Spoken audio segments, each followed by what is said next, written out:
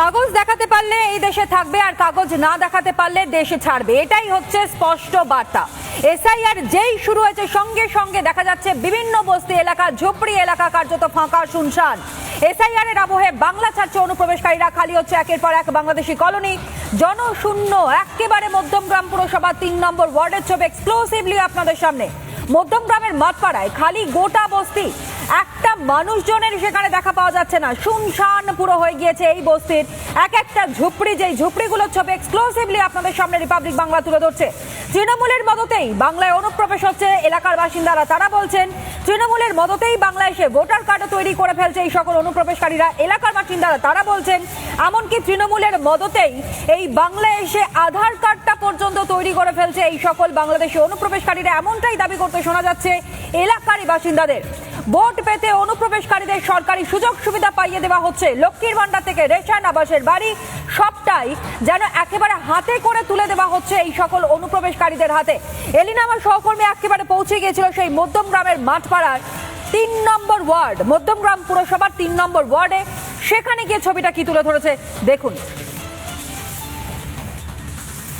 এই মুহূর্তে যেখানে রয়েছি মাঠপাড়া ৩ নম্বর ওয়ার্ড, সেই ওয়ার্ডে রীতিমতো পুরো দেখতেই পাচ্ছ পুরো এরিয়া কিন্তু ফাঁকা হয়ে গিয়েছে। জায়গায় জায়গায় যেরকম অস্থায়ীভাবে ঘর তৈরি করা হয়েছিল, অস্থায়ী ঝুপড়ি তৈরি করা হয়েছিল, সেই সমস্তটাই কিন্তু ফাঁকা এবং সেই বাঁশের ঘরে কিন্তু তারা অস্থায়ী ঘর করে এতদিন এখানে বসবাস করছিলেন।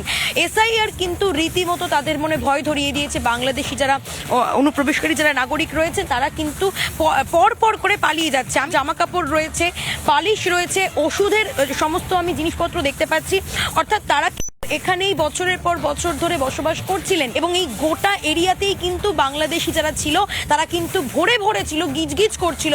এসআইআর এর আবহে গোটা ওয়ার্ডটাই কিন্তু একটা গোটা গ্রাম পুরোপুরিভাবে হঠাৎ করে জনমানব শূন্য হয়ে গিয়েছে। তো এই যে বাঁশের অস্থায়ী যে সমস্ত ঝুপড়ি রয়েছে সেই সমস্ত ঝুপড়ি কিন্তু খালি করে দেওয়া হয়েছে।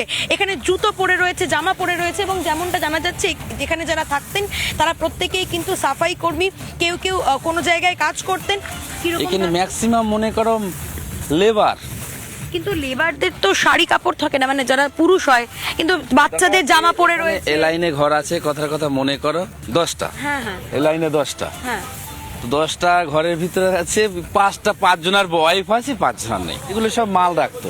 আচ্ছা, আর এই সাইড দিয়ে এই এক ঘর করে মোট এখানে 22 ঘর লোক ছিল। আচ্ছা জমিটা কার? এখানে যে জমি লিজ দিয়েছে ওটা আমাদের একটা গ্রামের লোকের। গ্রামের লোকের? হ্যাঁ হ্যাঁ। আচ্ছা, তার নাম কি বলা যাবে? তার নাম কি? নামটা আমি জানি না, আর এই জায়গায় আমি একটু ব্যর্থ আছি, নামটা উনি বলতে পারবেন না। কলকাতার নিউ টাউনের আগেও আমি ছবি দেখিয়েছি, মাসুদ বস্তি থেকে শুরু করে আটঘরা বস্তি, সেখানের মানুষের সঙ্গে আমি কথা বলেছিলাম। তারা জানিয়েছেন কোনো নথি তাদের কাছে ছিল না, তারা বর্ডার ক্রস করে ভারতে এসেছিলেন, তারপর থেকে তারা নিউ টাউনে থাকতে শুরু করেন। গোটা গ্রাম একেবারে জনমানব শূন্য, সেই গোটা গ্রামে শুধুমাত্র থাকতেন বাংলাদেশিরা। আমি আরো যাব, আমি আমার বিনোদনের শম্ভু করবো। শম্ভু, একটু আরো যদি আসা যায় সামনের দিকে যদি সম্ভব হয়, এই বাড়িগুলো দেখাও যেগুলো অস্থায়ী ঝুপড়ি এখনো পর্যন্ত পড়ে রয়েছে। তুমি দেখতে পাচ্ছ একটি কমন ওয়াশরুমও রয়েছে, এখানে একটি কমন ওয়াশরুম রয়েছে, মশারি পড়ে রয়েছে। প্রত্যেকটি ঝুপড়ি এখন কার্যত ফাঁকা। তারা কেউ অস্থায়ীভাবেই থাকা শুরু করেছিলেন, কেউ কেউ টিনের চাল তৈরি করে নিয়েছিলেন, কেউ কেউ বাঁশ দিয়ে নিজের ঘর তৈরি করে নিয়েছিলেন এবং এখানে যারা যারা থাকতেন তারা প্রত্যেকেই কিন্তু সাফাই কর্মী, ভ্যাটে কাজ করতেন, কেউ ইট ভাটায় কাজ করতেন। কিন্তু সব থেকে বড় প্রশ্ন হলো পুলিশের নাকের ডগায় দিনের পর দিন এই অস্থায়ী গ্রাম কিভাবে গজিয়ে উঠলো ৩ নম্বর ওয়ার্ড। কিন্তু এই গোটা গ্রাম তুমি দেখতে পাচ্ছ কার্যত ফাঁকা হয়ে গিয়েছে, কোনো জনমানব নেই, জনমানব শূন্য হয়ে গিয়েছে একটা গ্রাম।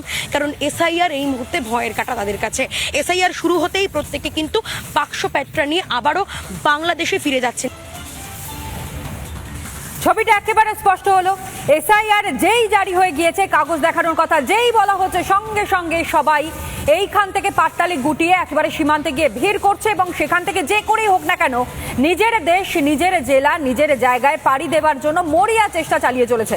এমনকি দীর্ঘদিন ধরে এখানে বসবাস করবার ফলে যেই সমস্ত নিত্য প্রয়োজনীয় সামগ্রী রয়েছে সেই সকল সামগ্রী পর্যন্ত তারা বাক্সপ্যাট্রার মধ্যে গুছাতে পারেনি। যে করেই হোক না কেন তড়িঘড়ি এই ভারত ছেড়ে তাদেরকে বাংলাদেশে নিজের জায়গায় ফিরে যেতে হবে, সেই কারণের জন্য সীমান্ত এলাকায় গিয়ে তারা ভিড় জমিয়েছে। এসআইআর এর ভয়ে রীতিমতন পাটতালি গুটিয়ে পালিয়েছে এই সকল অনুপ্রবেশকারীরা। 15 দিন আগে পরিবারের সঙ্গে পালিয়েছে বলেই রিপাবলিকে জানিয়েছেন মাঠপাড়ার বাসিন্দারা। শুনুন।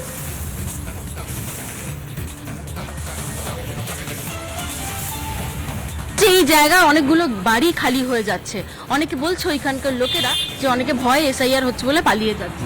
শুনেছেন, দেখেছেন? শুনেছি, ভিতর দিকে তো অনেকেই থাকতো বাংলাদেশি, খবর আর পেয়েছিলেন? তো শুনেছি, কিন্তু আমাদের এই এলাকায় তো ছিল না, ওইদিকে ছিল। আর একটু ভিতর দিকে, ভিতরের দিকে ভিতর দিকে এইখান থেকে শুরু হচ্ছে নাকি আরো পরে?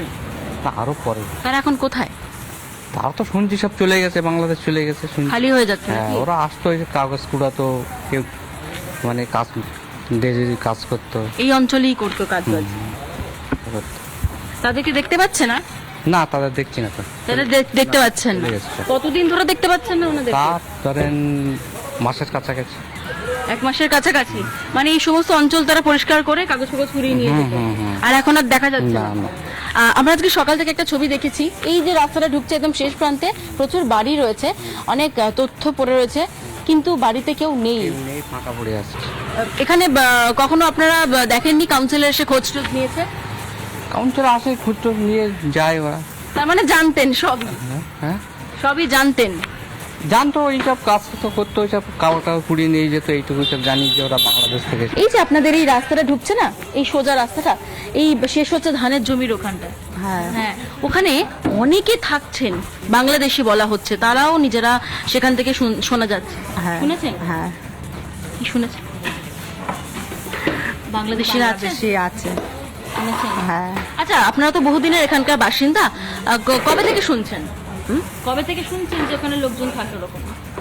অনেকদিন থেকে শুনছি। মানে কতদিন থেকে শুনছেন? মোটামুটি বছর খানেক হবে? বছর খানিক হবে। হ্যাঁ, বছর খানেক হবে। এলাকায় আসতেন, এখানে দেখা যেত তাদের? হ্যাঁ, দেখা যেত। কথাবার্তাও হতো?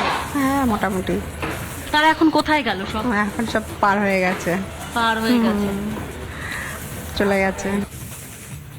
নানা ধরনের কন্টেন্ট দেখার জন্য লাইক করুন, শেয়ার করুন আমাদের ফেসবুক পেজ, সাবস্ক্রাইব করুন আমাদের ইউটিউব চ্যানেল।